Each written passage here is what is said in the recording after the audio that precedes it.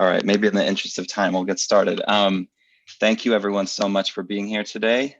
Very, very excited to get to kick things off with the housekeeping for this event. My name is Jack. I work at the Jane Family Institute. I edit our publication called Phenomenal World. Very excited to be hosting this event today that was initiated and put together by Nick Johnson, who I'm going to pass it over to in a second, on the occasion of Destin Jenkins' new book, The Bonds of Inequality. I just learned that it has sold out already from UChicago Press, but I'm putting in the chat here a link and discount code Jenkins. I think you can still get the ebook version that way, but until the popularity issue is sorted out, I think people on this call might need to head over to Amazon or another bookseller to be able to get the hard copy, which is exciting and a testament to what an important book this is, I think. And just below there, I put the newsletter sign up link for our Phenomenal World newsletter. We put information about events like this and new articles on the site. A lot of people on this panel have done stuff for the website. Really incredible group of people. So I couldn't be more excited to be here to watch with everyone. And with that, I'll just pass it over to Nick, who's gonna kick things off. Yeah, hi, thanks everyone. So my name is Nick. I'm a graduate student in history at the University of Chicago. It's a real pleasure to introduce the discussion today. The topic is The Bonds of Inequality, Debt and the Making of the American City by Destin Jenkins. For those who have paid attention to municipal bonds for years, it's an elegant narrative and argument about the stakes of city finance and an unmasking of aspects that are all too often neglected by technicians, namely the ethical and political dimensions and its contributions to racial inequality. For those who are new to the topic, it's an incredibly well-written and accessible entry point into that world. One of my favorite aspects of the book is how effortlessly Destin discusses the way that cities access credit.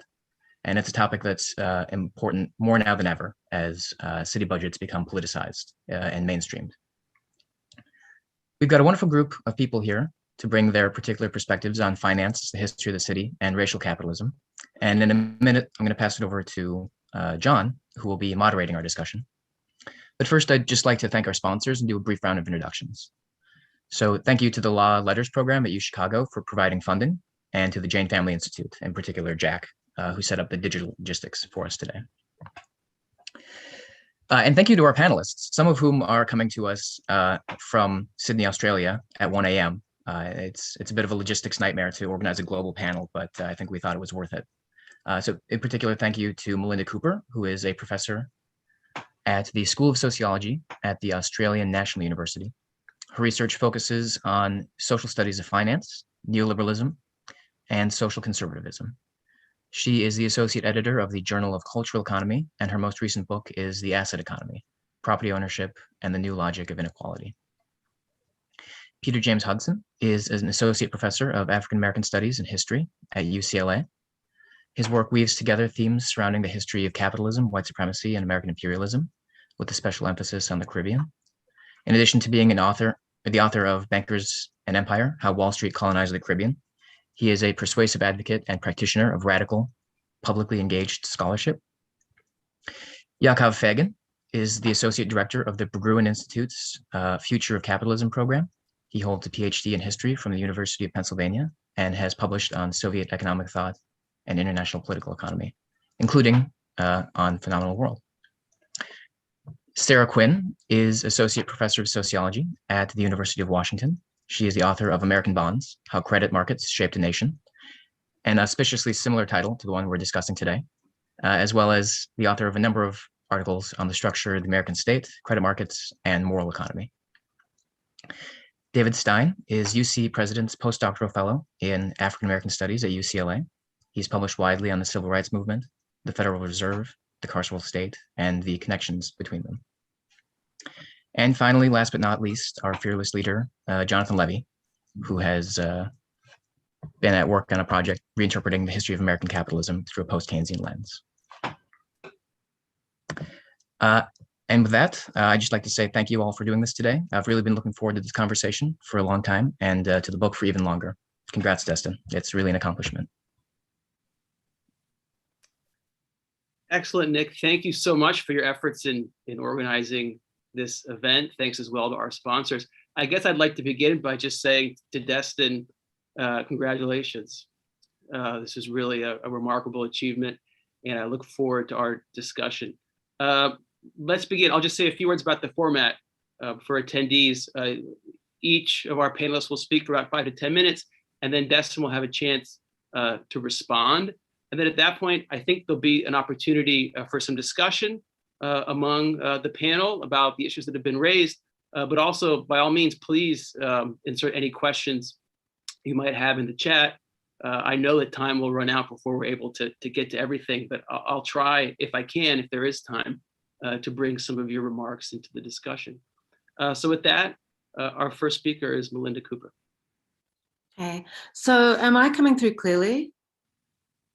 Okay, I don't have to speak louder.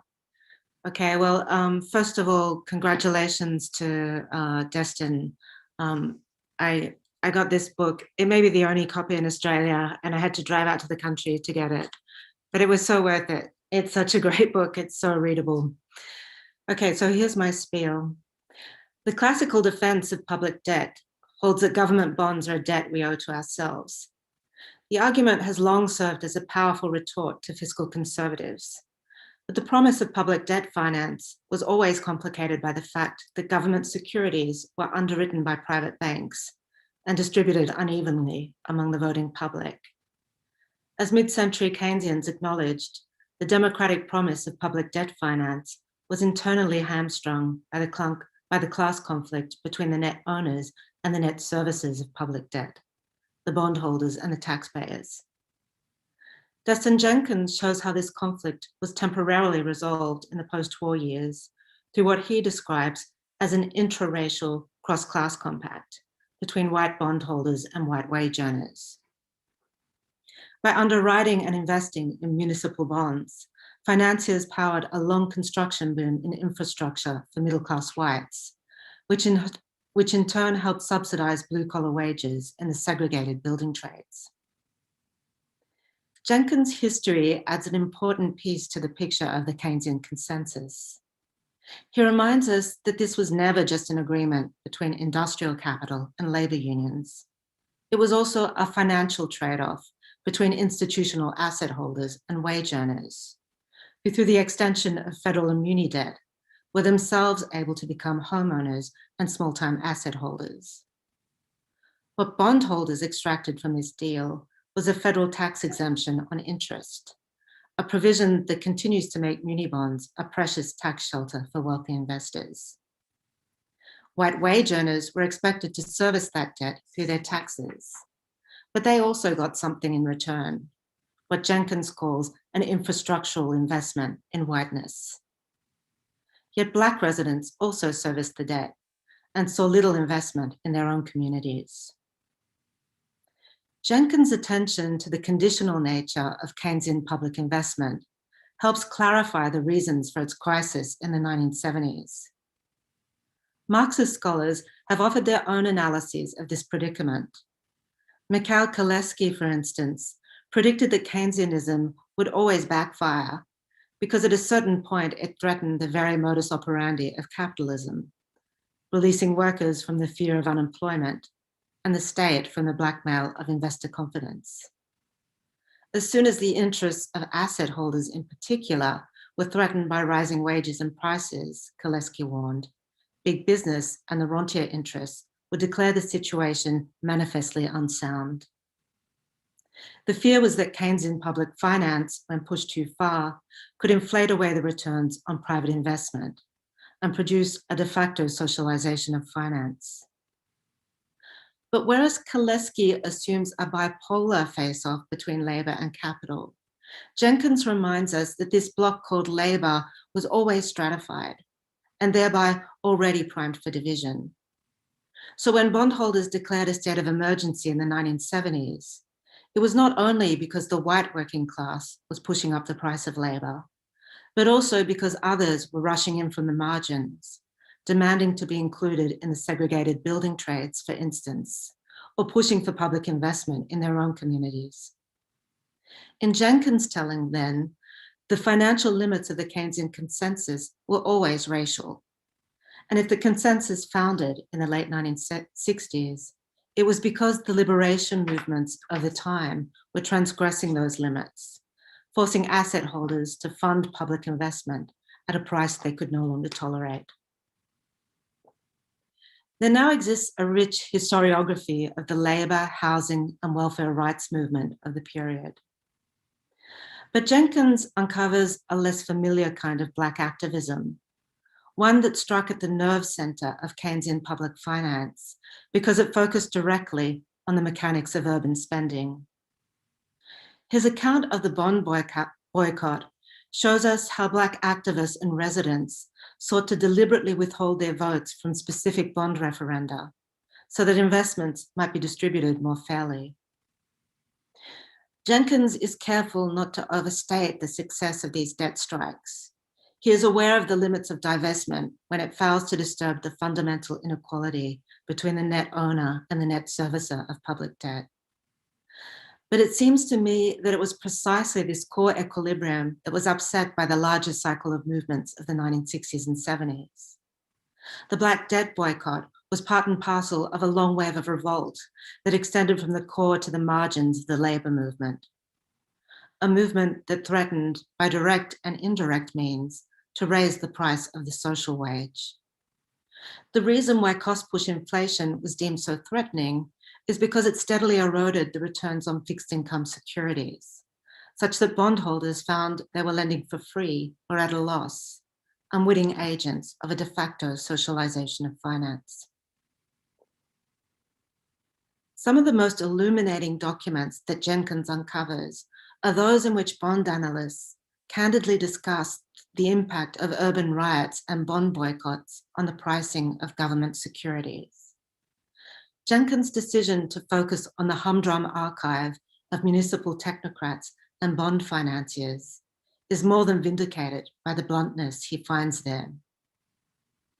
While a celebrated economist such as Milton Friedman was careful to frame inflation as a problem caused by the central bank, mindful of diminishing his appeal to a broader public, bond financiers didn't hesitate to identify the Black urban militant as the source of malaise. What Jenkins finds in this technocratic archive is an exceptionally unvarnished appraisal of the power relations at work. And only with this in mind can we understand the intensity of the punishment that followed.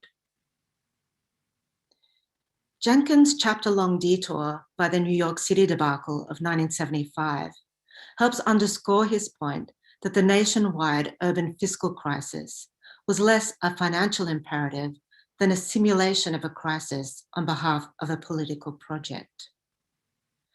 The story that follows is one of collaboration between the federal government and financial markets, who abandoned New York City at about the same time.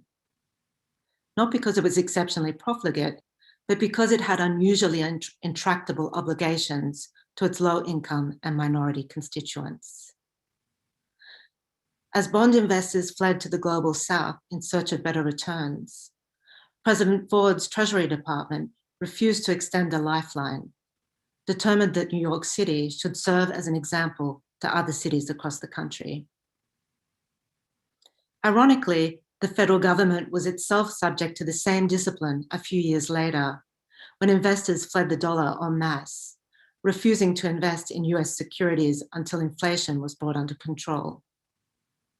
Once this mission was accomplished by Paul Volcker, the same investors came rushing back into dollar-denominated assets and left countless third world countries struggling to pay off their debts. So New York City was played off against the countries of the global south before they too were told to drop dead. The transnational dimension to the municipal debt crisis lies just beyond the horizon of Jenkins' analysis. Yet something of this story is implicit in Jenkins' decision to refer to the city restructurings of the 1970s as a process of structural adjustment. There is a compelling connection between these internal and external practices of austerity, not least in their racial dimension. And Jenkins closes his book with the intriguing comment that commercial bankers specializing in municipal debt in the United States frequently went on to oversee structural adjustment programs at the World Bank. Narrated in this way, the urban fiscal crisis could be reductively explained as an anti-democratic coup from above. But Jenkins is more nuanced than this.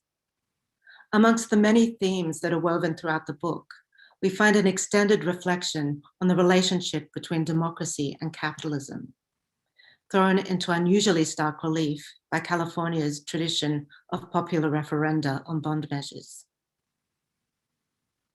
Despite their promise of unadulterated voice, Jenkins reminds us that elites have always found ways to triage bond measures before they go to vote, when they have not circumvented them entirely. Yet the 1970s was, if nothing else, a period of intensified democratic contest, in which an unusual number of bond measures were put to the vote and an exceptional number defeated. In Jenkins' narrative, the bond politics of the 1970s emerges as a tug of war between those who would extend the democratic will beyond its Keynesian limits and those who would regress things further. Just as bondholders chose the option of international exit when returns on muni bonds proved disappointing, suburban whites practiced their own politics of debt secession, refusing to approve or service any debt that was being used to pay for someone else's well-being. The racial history of property ownership was a decisive factor here. As white workers were upgraded to homeowner status, many felt a new affinity with middle-class homeowners and business people and joined them in their fight against the property tax. In this way, they reenacted the historical proviso whereby the right to vote in bond referenda was limited to property owners. Incredibly, as Jenkins reminds us, such rules were still extant in many states right up until the 1970s. The effect of the tax revolt was to reinstate the electoral prerogatives of property owners, even in their formal absence. In this way, suburban homeowners played their part in manufacturing the fiscal crisis of the 1970s, alongside the bondholders and fiscal conservatives in government. The interests of these various groups were never perfectly aligned. Bond financiers were less than enthused by limits on the property tax, but they were sufficiently congruent to foreclose a more expansive vision of collective investment. The tragedy of this betrayal is that it undermined the New Deal consensus itself, and so ended up weakening the welfare state for white wage earners too. Reading the Bonds of Inequality at this moment in time, I wonder what Jenkins makes of the last 10 years of fiscal austerity and municipal bankruptcies in California and elsewhere. A decade which in many ways recalls the 1970s in the sheer scale of its urban crises. Perhaps the situation is less hopeful than it was in the 1970s, when fiscal punishment at least looked like a counter-revolutionary strike against a cresting wave of liberation movements. Yet rolling austerity has also provoked a new radicalism on the anti-racist left, and a burgeoning popular awareness of the connections between public debt and racial justice. I wonder how Jenkins would assess the prospects for a leftist politics of public investment today, and if he sees any future for the debt boycott tactics of the 1970s. In any case, I can think of few books that so incisively trace the story of how we got here, and few that so powerfully lay out the scale of the challenge to come. Thank you. Thank you. Next, we'll hear from Peter Hudson. Thank you, John, and thank you for the invitation and the kind introduction. My remarks will be fairly brief. And I thought, since we are talking about the Bay Area this morning, and it is still morning out on the West Coast, it's early morning, it seems appropriate that we should first acknowledge the passing yesterday of Digital Underground's Shok Chi, a figure who, as much as anybody, helped to create our recent sense of the Bay Area in a way that some of the characters of high finance in Destin's book, I think, would only dream. So rest in power, Shock G. Now, what can we say about Destin Jenkins' smart, timely, and elegantly rendered new book, The Bonds of Inequality, Debt in the Making of the American City? We can say that, like so many great projects, it takes something that is in many ways simple, mundane, a naturalized part of the everyday life of cities and citizens, that is the municipal bond, and reorients and recasts it so that it is illuminated in ways that help us better grasp the organization and functioning of power in urban history. For Jenkins, the first step in rethinking this history is to recognize the limits to a historiography generally told through the meta-narratives of deindustrialization, white flight, and eviscerating neoliberalism, or, on the other hand, an emancipatory market, to show how the story of San Francisco's post-war inequality and spatial unevenness is the story of debt. And stories are important here. As Jenkins points out, the municipal bond market is not simply organized around speculation about the future of a city, about a promise to pay, about amortization, about the weight of debt on future generations. It is also about the leveraging of a municipal borrower's past as an indicator of present and future fiscal behavior. This is a story of bankers and of bondmen. And Jenkins uses the gendered form of the latter term explicitly. Indeed, while he does an incredible job of exposing the discursive machinery and the technocratic organization through which the geeks, dweebs, wonks, and nerds of high finance run the market, he also shows us the masculinist, if often misogynistic, cultures of the world of finance. But if patriarchy rules the realms of bondmen, so too does white supremacy. Historically, the entrance of women into that world has been circumscribed and marginal, so too that of people of color. While this has meant the closed circuit of the world of bondmen has been pathetically racist on an individual level, it has also supported the more sinister structural modes of racism that have shaped San Francisco and are at the center of Jenkins' critique. Indeed, Jenkins writes of the infrastructural investment in whiteness, a quite brilliant phrase that builds on and extends those attempts to understand the political economy of race as something that exists beyond the facile dualism of race and class, or the instrumentalized idea that capitalism uses racism, or the bizarre psychoanalytic desiring formulation that capitalism needs racism, or the suddenly ubiquitous but increasingly amorphous term, dare I say it, racial capitalism. Instead, for Jenkins, the infrastructural investment in whiteness is not a simple pithy catchphrase, though it will certainly fit snugly in a tweet for anyone live tweeting this presentation. Instead, it becomes the methodological provocation through which we can understand the emergence of San Francisco as a city of the white elite, produced through the dance of local governments and private finance of debt and development. The Bonds of Inequality tells us a counter-narrative of this history of post-war San Francisco.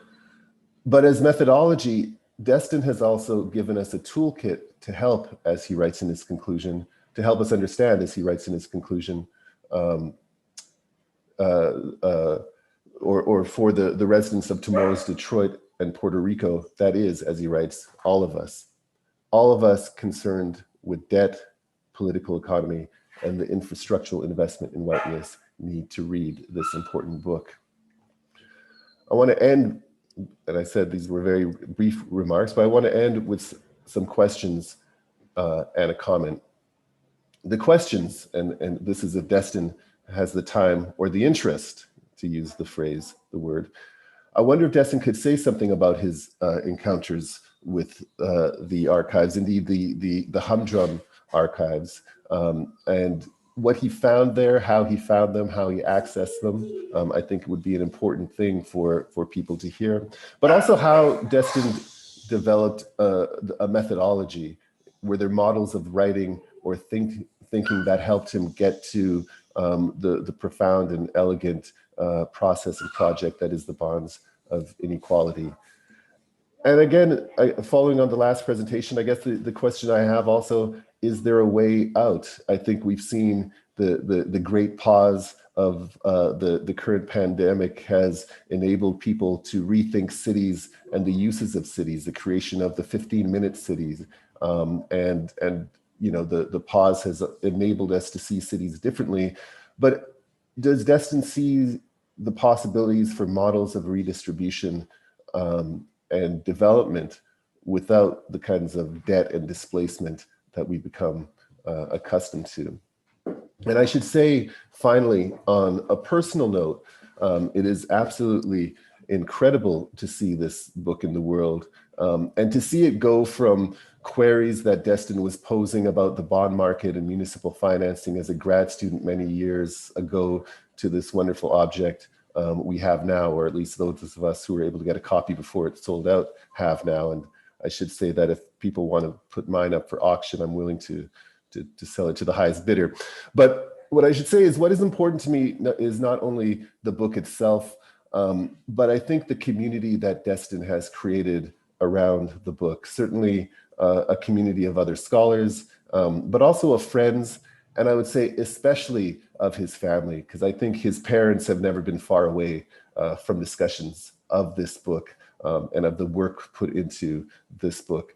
For me, it's been a refreshing model of sociality, of intellectual community, and one that counters the kind of cynical forms of community created by capitalism and the bankers and bondmen who rule the world. So thank you, Destin, and congratulations on the Bonds of Inequality. Thank you. Thank you, and we'll now hear from Yakov Feygin. Thank you very much to Jack, Nick, JFI for inviting me to this roundtable to discuss this really extraordinary book Destin wrote. What I think is remarkable about it is how it lifts the veil of the market, and in particular, what's called market structure, the intricacies of how you actually match a buyer and a seller, and let alone in a sector that I think is very badly understood and is actually considered quote unquote backward by many practitioners, even in the bond market, which has its own quirks to say the least. And what this book does is I think it lets us pierce beyond the veil of market structure as a kind of, you know, mathematicized set of operations theory, which is what we usually learn it in a finance course, and gets it to a kind of brick and mortar reality of individuals and people navigating the creation of price, and through that creating a set of coalitions. And those coalitions allow us to see that market structure is deeply political. And what I want to do is kind of point to a few moments that I think are really evocative and kind of bring up larger challenges and questions about finance, not only in the municipal bonds context, but why looking at municipal bonds can be really illustrative. The first one that I really kind of struck out to me as a recurring thread to the book is a deep fear of federalization. The ghost of the Reconstruction Finance Corporation seems to haunt the imagination of Destin's bondsmen. The prospect of the federal government using its own balance sheet to create a more homogeneous product, one that doesn't need as much brokering, but can be traded in a more liquid way, and thus cut out the middlemen, is really terrifying to these people, as far as I can tell. And I would be really interested if you can expound on the politics of this. In your book, you describe how there is almost a propaganda effort by the bondsmen to argue for city independence and the flexibility that not having a new RFC or a federalization of municipal debt gives city authorities. Independence is always a really loaded word, right? And I'm wondering if there are some kind of deeper fear, for example, of race or some kind of interest group pressure that undergirds this deep fear of this kind of propaganda and fear of municipal financial independence vis-a-vis the federal government at the cost of the flexibility of which federalizing municipal bonds might give you. I think this is really interesting because, at least to me, because I've been in my day job a big advocate of some kind of federalization of municipal debt. And for part of the reason I'm an advocate of that is this is still a very brokered market and considered a very backward, illiquid market compared to other bond markets even for corporates. And I would be very interested to understand how this politics emerges in more depth. I want to press on this string of independence a bit further. I actually think this study has a lot to say about the concept of monetary sovereignty as a whole, which we're seeing much more around debates over fiscal space. San Francisco obviously isn't a sovereign in the traditional sense.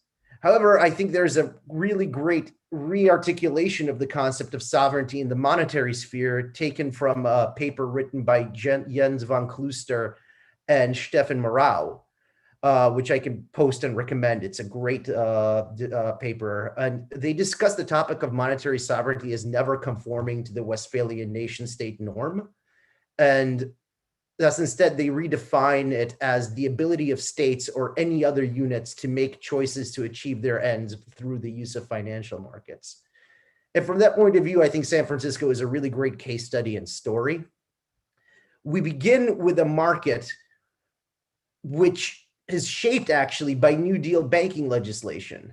And that creates almost a captive kind of demand from the point of demand from the commercial banks, because the Glass-Steagall legislation limits the yield they can get on their loan book. But it doesn't, but for one of the few things it doesn't limit is their ability to buy municipal bonds. That's actually maybe a semi-socialization of finance that creates a very liquid bond market. That's the demand side for it. And there, in some sense, is an intentional delegation of monetary sovereignty to cities. There is an expansion of that ability to force the market to take your bond.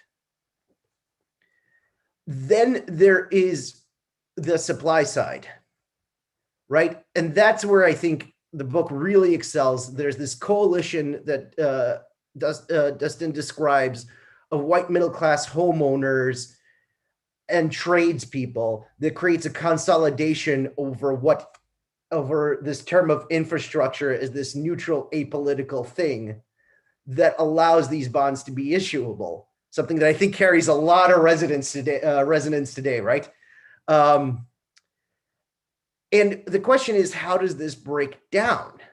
Well, on the demand side, there is a sudden limitation of San Francisco's sovereignty.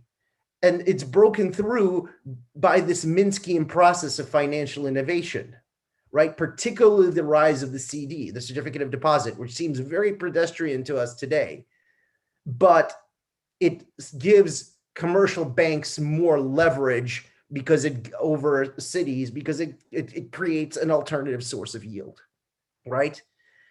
And then on the supply side, there is the breakdown of the ability of the city to lever its status as a borrower due to the civil rights struggle. I think this is a micro study of this von Kluster-Morau sovereignty theory that I really like in real time on a micro scale. It shows how it's historically contingent. It's kind of an expansion and contraction of capability. And the lesson here, I think, is that there is sovereignty on every level of government, but it's always part of a conflict between merchants, in this case, bankers and lenders, and the state. And merchants often have an upper hand, but they also need the state in some regards. And that's the negotiation through which this thing we call sovereignty, even on a municipal scale, is produced.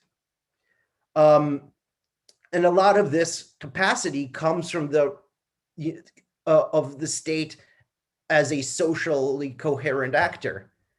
And that's where who gets included into sovereignty and excluded out of sovereignty becomes really interesting. And you even see that in this study of San Francisco. This is also actually a lesson we get on a large scale, I think, from Adam Tooze's Crashed, in which he contrasts the coherence of American elites via European elites and their ability to quickly respond and bring financial markets to heel and to right. I think this really does have an implication for how we write historical political economy. There is no rule for monetary sovereignty. States aren't always monetary sovereign in the same way, or even cities in the same way at the same time. And it's a moving target. There is no one requirement for monetary sovereignty. It changes over time as the power between the state and merchants change, and as each side responds to the provocations of the other. So what in one era is a common sense idea of economic management is a crankish idea in another era, and that changes over time. I kind of want to bring the story back to market structure and what bonds look like today. I think the thing that attracted me to thinking about municipal debt in the first place, after writing about the Soviet Union and then becoming kind of someone who works as an advocate in the market, is that there was a really interesting experiment that happened in 2018 that some forms of municipal debt became what's called 2B capital under the liquidity coverage ratio rules built into Basel III. Basel III was the result of a financial crisis that gave states, I think, a temporary underused source of leverage over the financial markets, over the merchants. And it requires a certain amount of the bank's asset book to be held in a form of highly liquid debt, which is mostly sovereign debt. This rule change in 2018 made some forms of municipal debt almost sovereign. Guess what happened to the yields of that debt? It began to look more like a United States Treasury. Is this a socialization of finance that hasn't been realized yet? That is, and if so, what lessons does that give us, and what institutions do we need to make that socialization achieve a kind of consciousness to be intentional rather than an accidental byproduct of regulation? That's kind of what I want to leave it as. Thank you. Now we'll hear from Sarah Quinn. Thank you. I am so excited to be here to celebrate this book. It is great. And it deserves all the praise that it's getting. As I was reading it, at a certain point, I felt like you were giving us a map of San Francisco. I could almost imagine walking through the city with you kind of telling the history of the roads and the parking lots and the parks and the schools, starting with the sewers, as sometimes stories about finance do. That these are things whose origins and stakes tend to fade from awareness for a lot of reasons, because there's something about infrastructure that confronts us often as a part of existing world, so we don't always think about where it came from. Because there's something about infrastructure that when it's working well allows us to focus on other things and not think about how it came to be. Because there's something about how this was resolved through debt financing, the back end of which, as you've shown, is purposely kept hidden from a certain amount of democratic awareness and accountability of what was happening deep behind the scenes. You write that the circumscription of democratic input was a structuring principle of this market. For all these reasons, how the world we are living in these very concrete ways kind of falls out of our awareness. And your book so sharply and so profoundly brings into focus how we came to be where we are, and that in fact, each piece of it was a negotiation around the distribution of public resources and obligations, and a question of who would get what and who could profit from these public worlds that we're working through. And it is this kind of fascinating story. I'm not the first person in this panel to talk about this powerful phrase of the infrastructural investment in whiteness, that this creation through bond financing of our infrastructure was very much about investing specifically in whiteness and in places and in ways that would benefit the white population of San Francisco. And you're also showing along with this that bondsmen are intimately involved in our most foundational aspects of governments, that our bond markets are powerfully part of the infrastructural investment in whiteness. So we're talking about infrastructure on two levels in this book that I think come together in this very powerful way: the level of the physical infrastructure and the financial infrastructure that is emerging along with it. And I think there is going to be a long legacy of these ideas and how to think about these dual infrastructures. So if this is in many ways a map of San Francisco and how it came to be, it is also an intellectual map that you've laid out of how we can go about studying this and make sense of the world of relationships and power dynamics and processes. And that is a great gift to the scholarship. It will clearly have a lasting impact on many disciplines and many scholarly conversations on urban history, on financial history, on American political development, and on inequality. And I think what some of the impact of this book is showing is the real potential for a new kind of critical study of financial institutions, an interdisciplinary critical study of financial institutions that takes a fresh look at how they work as political tools and also tools of the construction of whiteness. It is a remarkable achievement, and I am so pleased to be here to celebrate it. And I'm going to keep this short. The question I would lob out, if you want to discuss it, and it echoes what other people are saying, is what you're thinking about infrastructure now. You know, we're at this moment where we're having this national discussion about what the infrastructure bill is going to be. When we're talking about low interest rates, how are you thinking of the politics as they're playing out right now? I would just love to hear your thoughts on that. And I'll stop there. Thank you. And now David Stein. Hi there. So first, thanks to Nick and Jack for organizing this event, but especially thanks to Destin for this marvelous treasure of a book. So there's a story from the 1998 Critical Resistance Conference that would found the organization dedicated to policing and to abolishing policing and imprisonment. Held in Berkeley in 1998, Mike Davis took the podium with a brick in his hand. Born in 1946 in Fontana, California, he testified to what Destin has described as an infrastructural investment in whiteness buoyed by baby boomer bonds. Back when I was growing up in California, Davis said, these bricks were used to build colleges and universities. Now they're used to build prisons. The shift that Davis was highlighting is one that Destin also foregrounds, how neighborhood level uneven development overlaid with redlining enabled what Destin calls a racial welfare state. As Destin puts it, quote, the racial welfare state of which infrastructure and social services were a crucial part became acceptable only insofar as the allocation of borrowed funds helped secure white rights while keeping taxes low. By contrast, Destin writes of the 2 decades after World War II.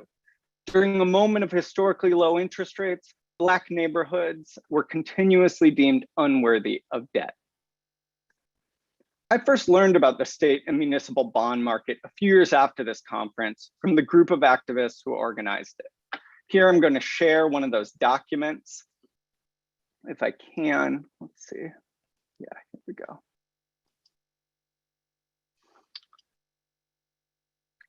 In many ways, this group, brought together by Critical Resistance and its coalition, Californians United for a Responsible Budget, inherited and contested contradictions that Destin unveils.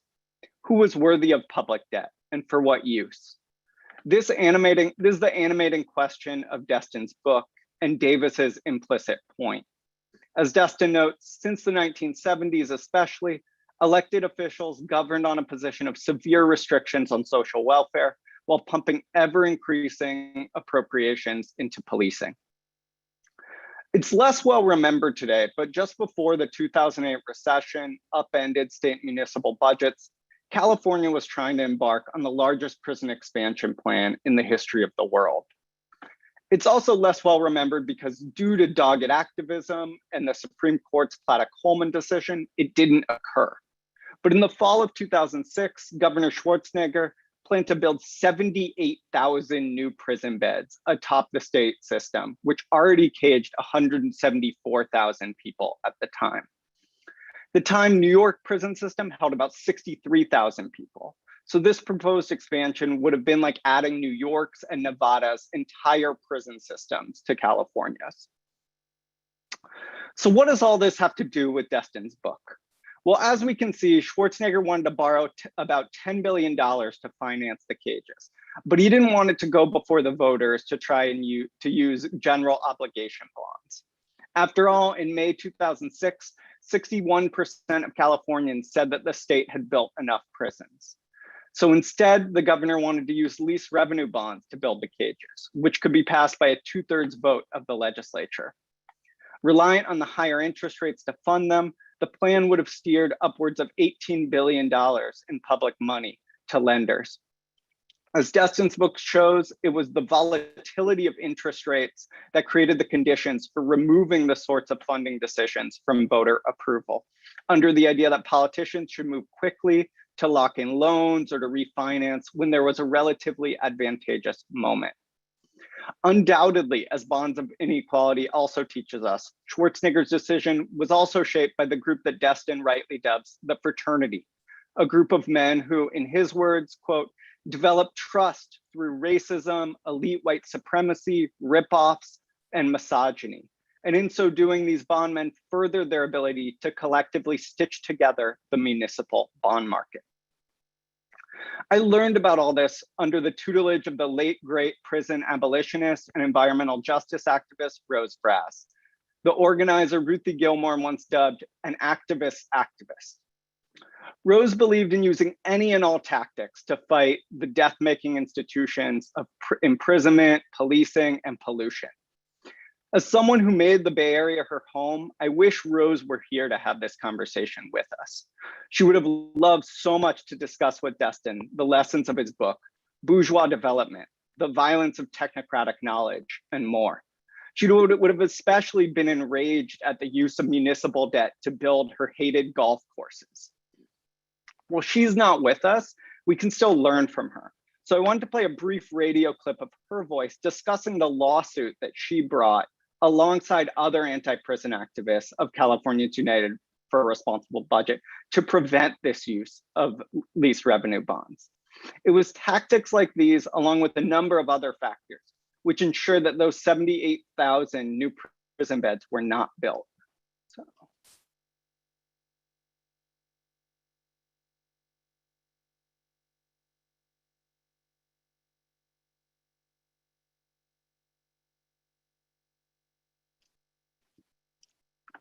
Like the activists who make memorable appearances in Destin's book, Rose and critical resistance confronted a logic whereby public debt was used to control and cage poor people, Black people, and people of color, and yet refused it when it came time to refurbish or build schools, parks, or public housing. Rose contested what Destin highlights as the efforts to, quote, further insulate bond finance from popular input. As Bonds of Inequality demonstrates, municipal debt was used to build a racial welfare state, to enrich bondholders and to provide wages for mostly white workers in the segregated building trades. In this sense, it was a key component to consolidate what Nell Irvin Painter has highlighted as the third enlargement of whiteness. As Destin shows, being white in San Francisco meant not living in Hunters Point and thus not being exposed to toxic land uses. This is what Laura Polito means when she says environmental racism is constitutive of racial capitalism. Or as Destin writes, quote, City Hall continued to reserve light and heavy industry, and they attended environmental hazards for Black neighborhoods. Being white in San Francisco meant being part of what he emphasizes was a cross-class compact, where bondmen in the city's bond screening committee developed the infrastructure that they deemed necessary while white workers built it. Bonds of Inequality emphasizes critical questions that are at the heart of current struggles against austerity. Destin writes, rarely does anyone ask why the water systems on which we rely for daily hydration, the underground network of sewage systems that sort out toxins, the recreational spaces in which our children play should be steeped in the municipal bond market in the first place. Why it is that bondholders and raters should have so much influence over our collective social welfare, end quote. In the 1970s, Watts Congressman Augustus Hawkins tried to create another way. An early version of what would become the Humphrey Hawkins Full Employment Act included a, quote, permanent countercyclical grant program that will stabilize state and local budgets during periods of recession and high unemployment. In a sense, this would have effectively been an automatic stabilizer for state and local governments, thus leaving them less dependent on the capriciousness and high interest rates of the bond market during the times of greatest fiscal stress. However, this section came under attack. Notorious North Carolina Senator Jesse Helms's chosen economist cautioned against a program for states and municipalities, which in his mind would enable federal governmental domination. J. Charles Partee and the Federal Reserve Board of Governors, a similar and connected fraternity to the one Destin describes, also opposed this provision. Partee warned Congress that, quote, the inflationary expectations of some of the suggestive programs, including those to stabilize state and local governments over the cycle and extend unemployment insurance, also require careful evaluation. Partee worried that they would, quote, introduce new elements of inflationary bias into our system. Effectively, they were echoing the talking points of the municipal bondmen that Destin trains his analysis on. One of the shadow stories of Destin's book is how the Fed's interest rate hikes roiled the municipal bond market even before the Volcker shock. In 1956, it was the Fed's high interest rates that upended San Francisco bond issues and would facilitate the 1957 through 58 recession, a key instance of what I've written about elsewhere as Jim Crow monetary policy. A decade later, the Fed's interest rates enabled the 1966 credit crunch, something Destin reveals to be of critical importance in both the history of San Francisco, as well as the time horizons of a financialized economy, pushing an increase in short-term over long-term debt issues. All this is even before the wrath of the 1970s high interest rates. Destin shows how just as Black people were winning political power, bondmen and bankers were making it harder to utilize. This takes me to what is perhaps the book's most important contribution among many, many. Destin demonstrates beyond a shadow of a doubt how racism embedded itself into credit rating metrics, leading cities to face higher interest rates. As he puts it during a discussion of how one of the models used by bond rating analysts factored in the percentage of Black people in a given city's credit worthiness, quote, prevailing and aspirational models made explicit that evaluations of municipal creditworthiness were more than a reflection of racial inequality, they actively constructed. When Morris, the bond rater in question, identified the percentage of non-whites as a critical variable, he showed how creditors put a seemingly objective gloss on a highly racist and subjective process. To conclude, because I'm running out of time, all I can say is to clear space on your calendars, syllabi, and quals exams for this book. It is field shaping, and congrats and thank you to Destin for this wonderful, terrific achievement.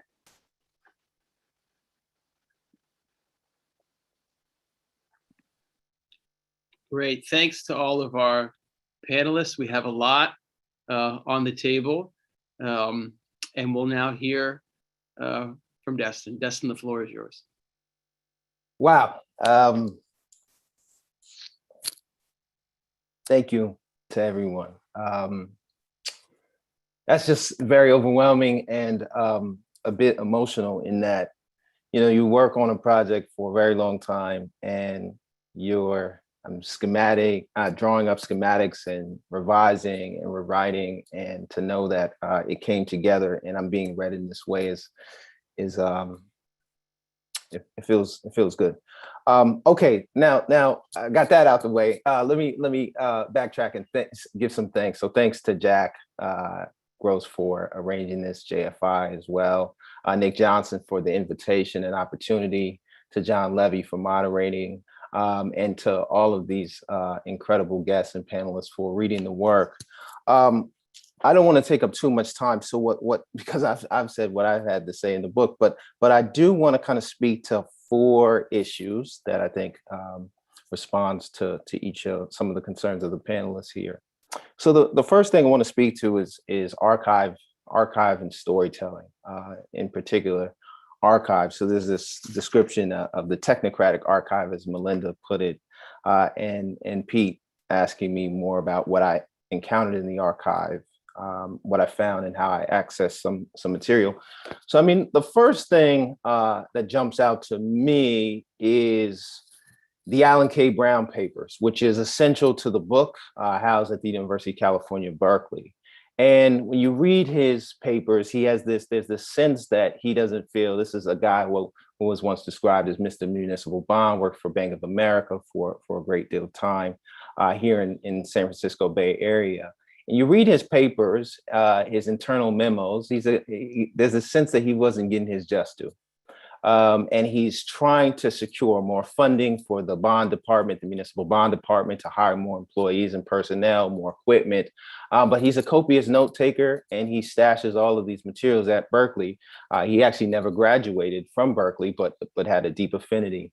But in encountering the archive, that's where I was able to kind of teach myself bond finance. I mean, because in many ways, especially in the late 1930s, in the context of the Great Depression, but well after, he is actually trying to teach the personnel, how do you buy, sell, how do you evaluate risk? And so the very fact that you have this key employee for Bank of America explaining to those who are hired, let me sort of realize that this is not this sort of inevitable process. It takes work. There's almost a kind of pedagogy of bond finance. And then the next question was, well, what is the essence of that pedagogy? It's not just a matter of debt ratios and how to price certain assets. There was also an attempt to kind of think about trust and how to build trust. And so one source in particular came from a publication called The Tapeworm.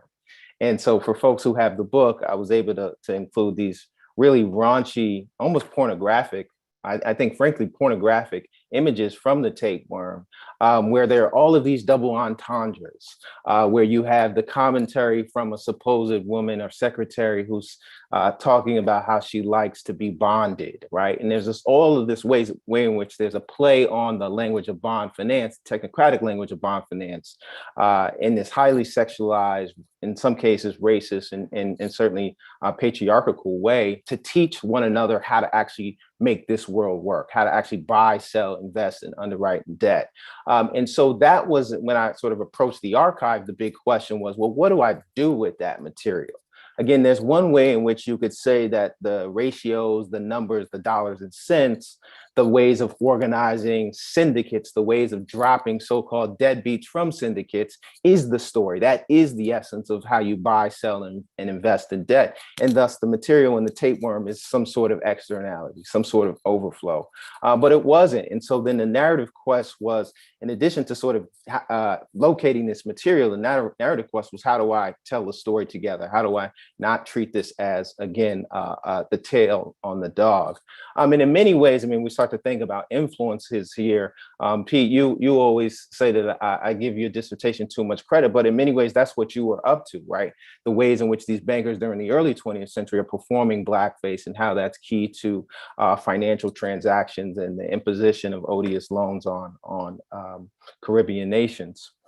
So that's a little bit about the archive, but frankly, that was the exception to a general archive that was highly technocratic, as Melinda put it, that really did seek to de-racialize processes. But in some cases, all one needs to do is just think about, well, all one needs to do is kind of think about who counted as the baby boomers for many of these bond financiers, right? And in many ways, that speaks to the sort of normative power of whiteness, right? The imagining of a white subject. They can't imagine Black folks as actually benefiting from the compact, which in many ways clarified the racial ideology of the bond market itself. And so that was the tapeworm stuff was the exception. And also the Morris quote that I think it was David, you highlighted, where there's this sort of speculative model of how to actually supplant the existing rating metrics and rating systems of Moody's and Standard & Poor's that is explicit, and not only explicit in terms of Black folks as constituting a certain percentage of Black folks as constituting a penalty, but what was striking to me was Morris uses the language people of color or non-whites, but quickly pivots to talking about Black people. And so I think there's the way in which at mid-century, in the context of the civil rights movement, the context of what some would call the second Reconstruction, non-whiteness does not mean people of color, but Black people in particular. And so it's just important to historicize that particular discourse and to see what it meant at the time. So anyway, that's a little bit about the archive. I mean, of course I could say more and how I had to sort of navigate the archival discoveries and try to tell a story that, again, didn't treat one as a footnote or an externality. So yeah, that's a bit about the archive. Now, then there's the question of method. So I've written, my co-editor and I, Justin Leroy, who's my co-editor of Histories of Racial Capitalism, we've talked a bit about racial capitalism as a method, as a way of seeing, as a way of approaching the archive, as a way of taking seemingly de-racialized processes and actually maybe not so much reading it against the grain, but considering what it actually has to say about the constitution of white supremacy and so forth. And so I was able to take this method that I think Cedric Robinson gives us, but which has been elaborated. Again, I go back to this moment. It's interesting. This book is published with the University of Chicago Press. It came after the work from my colleague, Nathan Conley, Peter Hudson's book. And so I always thought about it as kind of a follow-up on their great works, and also in conversation with people like Keeanga-Yamahtta Taylor. And Keeanga put it last week. I think what we were all up to was to consider the ways in which economic transactions are shaped and in some ways create the terms and conditions of racial subordination. And so Pete explored that in the context, again, of the early 20th century foreign bond market. Keeanga did that with the 20th century housing market. Nate did that in the context of Jim Crow and the rental market in particular. And there's so many other folks who were sort of trying to think about capital along the color line, as Nate Conley has put it. And so I tried to take that basic methodology, that way of seeing that we were all deploying in different contexts, and consider it in relationship to the municipal bond market. Again, to think about the relationship between local racial inequalities, in this case, San Francisco, and the broader ideology of the bond market.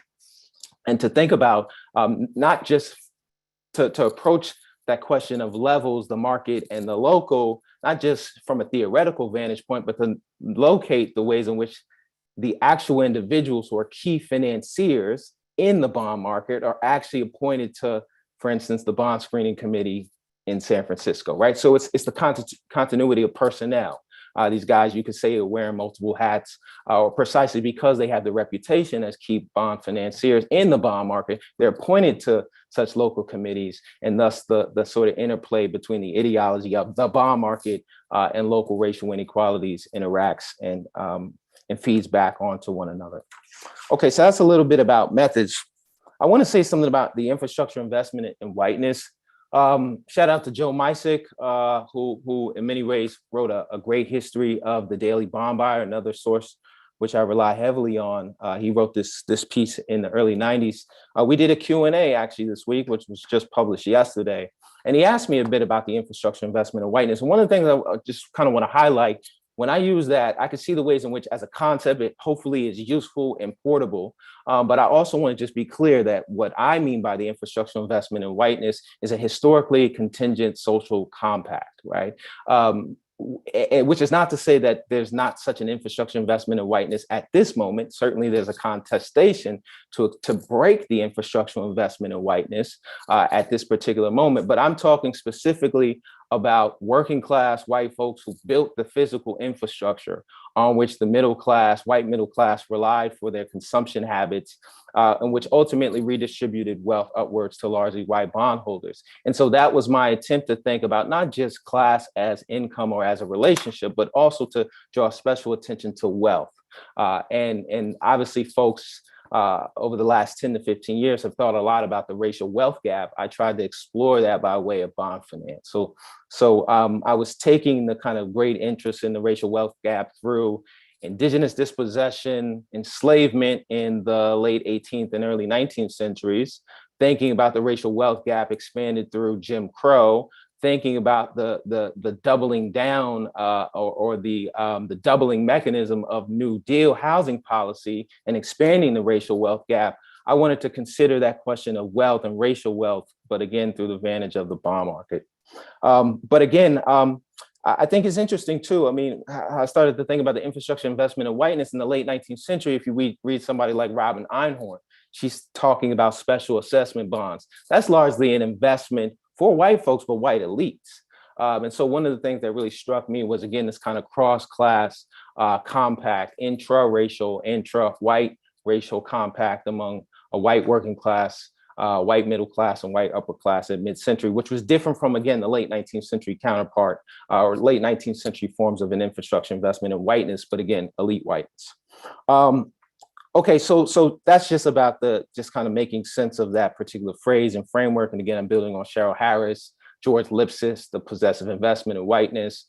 So I just wanted to think about the infrastructural quality of whiteness. So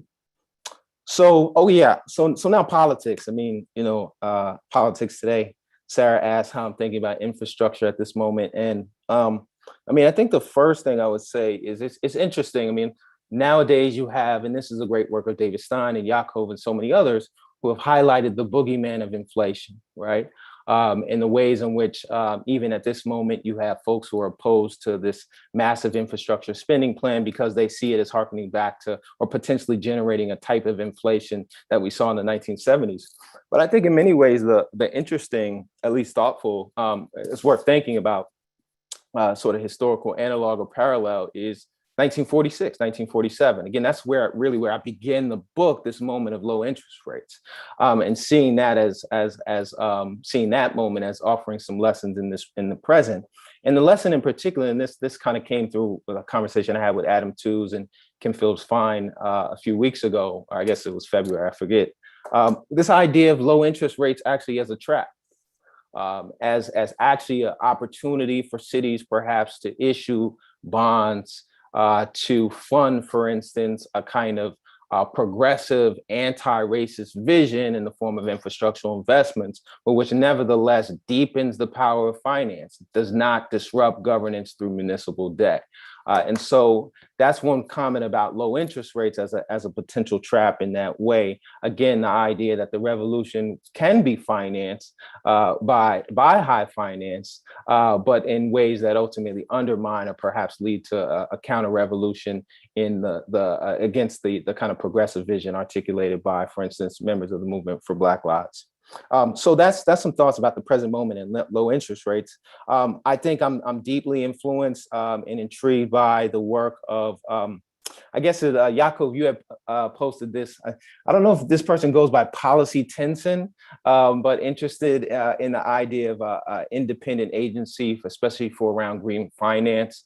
But one that's really especially interesting because and this is where I probably need to do, I need to do a lot more work. One of the things I've appreciated about your work and other folks who have talked about the Soviet economy is I don't want to simply imagine the federal government as the antidote, because you don't want to create, as you and other folks have highlighted, a bloated bureaucracy with fiefdoms, is the language I think Policy Tenson talks about. So this idea of an independent rating agency that, again, dislodges the power over our collective welfare from the rating agencies into a separate entity, public entity, is intriguing to me, as is the idea of the National Investment Authority. People like Hockett, Professor Hockett, and others have written about. So, but the one thing I will say is it's interesting. This morning I woke up, always a good thing, read W.E.B. Du Bois, Black Reconstruction. And one of the things he says, I just kind of want to leave you all with,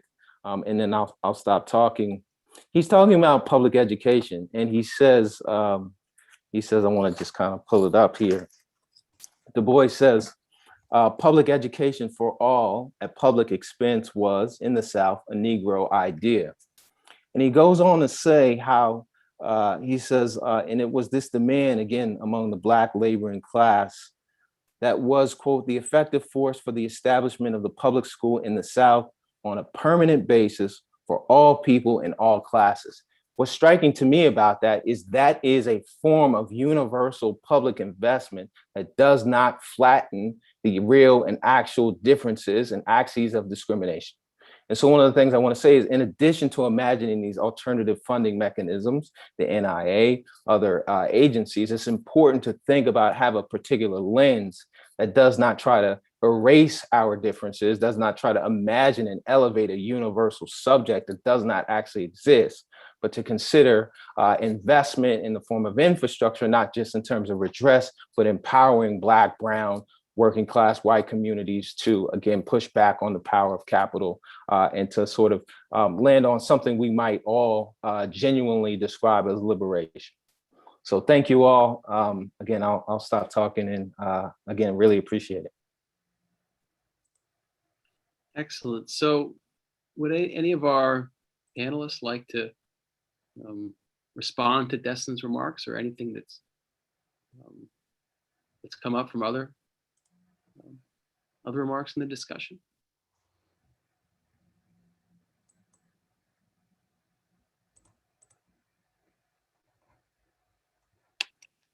If not, I think I'll take the moderator's privilege and maybe ask Destin a question myself, which I suppose falls under your last category of politics. But as I think was evoked in Melinda's comments, there used to be a kind of pop narrative that I think was prominent even among historians of the New Deal leading to a kind of post-war golden age of capitalism, 70s industrial crisis, Thatcher and Reagan get elected, and all hell breaks loose. And I guess many of our panelists, and also I can see attendees, have put bricks in a wall that kind of explodes that narrative. And I think Destin, takes things to a new level in his book, in suggesting that that's not the right way to think about the 20th century. The right way to think about the Keynesian settlement, the right way to think about the New Deal. And one way to read Destin's book, or one way I've read Destin's book, is to think about post-1980 capitalism, the power of finance, the third world debt crisis, the vast spatial disparities at the national level as a kind of scaling up of the logic that Destin uncovers in the post-war period in San Francisco. And so kind of saying that to clear my throat, in politics today, when we see the Biden presidency compared to the New Deal, Biden compared to FDR, thinking about the New Deal, even the Green New Deal being invoked on the progressive left. When we see that past evoked as the standard at which we're trying to strive for today and reimagining finance, reimagining a political economy, what would you say to that, Des? What's the right orientation to this past in terms of thinking about where we're at in the present and where we might go from here? Terrific question. Terrific question. So it brings to mind two thoughts. The first is to ask why. Actually, I'll give you an example. Last week, or 2 weeks ago, I was part of this really great discussion on the lessons of the New Deal, and it was just interesting that the recourse to the New Deal, the Green New Deal for higher education, but there was no real reckoning or grappling with the extent to which there are other frameworks out there to which we might turn for lessons in the present. And I offered one possibility of Reconstruction. Again, I'm not the first one. You have Manning Marable's great work that suggested the need for a third Reconstruction. You, of course, have the work of Eddie Glaude, who has talked about the need for a third founding, seeing the first founding as not the sort of originary moment of the continent, the United States, but actually the Civil War is the first one. So, I mean, it's interesting. The founding, Reconstruction as alternative sort of frameworks to imagine institution building, to imagine dealing with violence, to imagine economic development. And I suggested Reconstruction, and I get the sense that in part, there's a hesitance to return to Reconstruction, in part because of what Du Bois described as the propaganda of history, and the ways in which Reconstruction has been so racialized and so demeaned that actually we people don't want to go back to that moment. Radical Reconstruction, in particular, when the land question was on the table, when again Black parents were articulating a vision of public investment for all classes and all races of folks. So anyway, I think it's just interesting the recourse to the New Deal without much meditation and reflection. How I feel about the New Deal, I'll share another story. It's interesting. So a few years ago, I guess it was when before the last election, I campaigned in Davenport, Iowa for Bernie Sanders. And I'll never forget knocking on the door, and there was this white dude who opened the door. And I asked him, we would say, okay, who are you going to vote for? How are you leaning? And I said, what about Bernie Sanders? And I forgot how I got to a point about the New Deal. Bernie is going to repackage, reimagine. I don't know what the formulation was. They gave us something of a script. And I'll never forget this white dude who had a Vikings jersey on. He said, man, F the New Deal. The New Deal subsidized white wealth and excluded Black folks. So you can imagine me as the historian, an African-American historian, trying to campaign and being caught flat-footed. And so I think in terms of when we elevate the New Deal, we have to ask the question, who is that actually mobilizing in the way of base building, especially given the particular power of Ta-Nehisi Coates' argument around the case for reparation and how he so thoroughly critiqued, and he wasn't, of course, the only one who critiqued the New Deal. If we're imagining the New Deal and repackaging it, what kind of base build, what is the effect for base building? And especially around Black folks in particular, around a more progressive left vision. And this is why I think Reconstruction, again, the point is not to emulate the policies of Reconstruction. And indeed, we should recall the idea and formulation of the anthropologist David Scott, right? Which is, we have to ask the extent to which Reconstruction or the New Deal serves us well in the present. I mean, it maybe made sense to frame those dynamics at that moment in time in the 1930s in the case of the New Deal, but does it make sense in the present? But at the same time, I also recognize momentum. And I recognize there's a great deal of momentum around the New Deal framing. But that's my position around the nostalgic rendering, the ways in which we don't grapple enough with alternative framings, and the implications of elevating the New Deal for base building, especially for a more racial, what we might call multiracial, racial subaltern working class group of folks.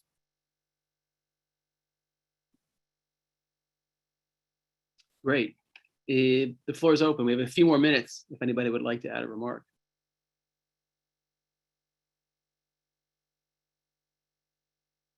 Can I ask a question? Of course you can. Yeah.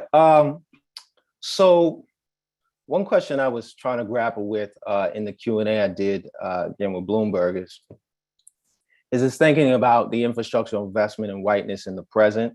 And I'm specifically curious, David, for you, do you think, what is the, if you had to say that there's an infrastructural investment in whiteness, a part of me thinks this manifests in the forms of, and this is the great work of people like DeVarian Baldwin and others, thinking about making the city safe for a kind of gentry, the gentrification narrative, using public investment for stadiums, convention centers, in that way. But I think there's also an element of, for instance, what the great work of Acre, the Action Center for Race and Economy, thinking about so-called police brutality bonds, or in Cleveland, issuing bonds for body cameras. And so there's a way in which through policing, debt financing for policing and correctional facilities, that in this particular moment, that buttresses an infrastructural investment in whiteness, but again, without sort of replicating the mid-20th century contours.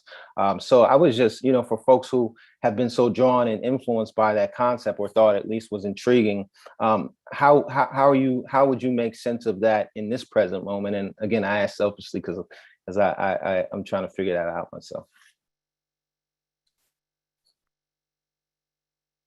Yeah, I mean, one thing I would say, I mentioned her in my remarks, and one thing that influenced me a lot in how you connected that concept, but is Laura Polito's work on environmental justice. And if we think about, the infrastructural investment in whiteness that you render, how a lot of that infrastructure remains, and it manifests as higher asthma rates in Black and Latinx communities, and it manifests as locally unwanted land uses, and it manifests in all those different ways. And so I think there's a continuity to what was built, in the era that you describe, and what remains today in those types, which is obviously, created the context for the horrific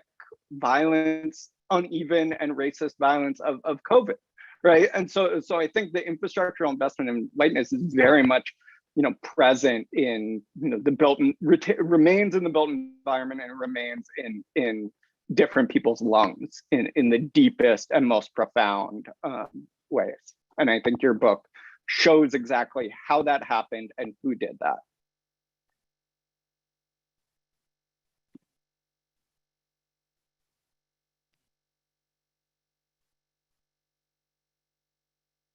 Great. I'm just taking a few beats to see what's coming in, but the floor is still open for our panelists.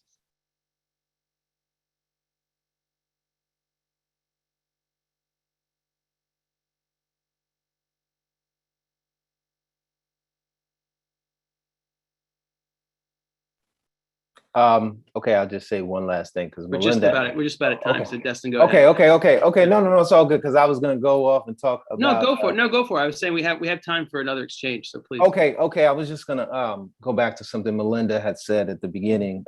Revolt, seeing Black revolt as and Black bond boycotts as part of a larger cycle of movements that disturbed finance, and I think that was just so well said.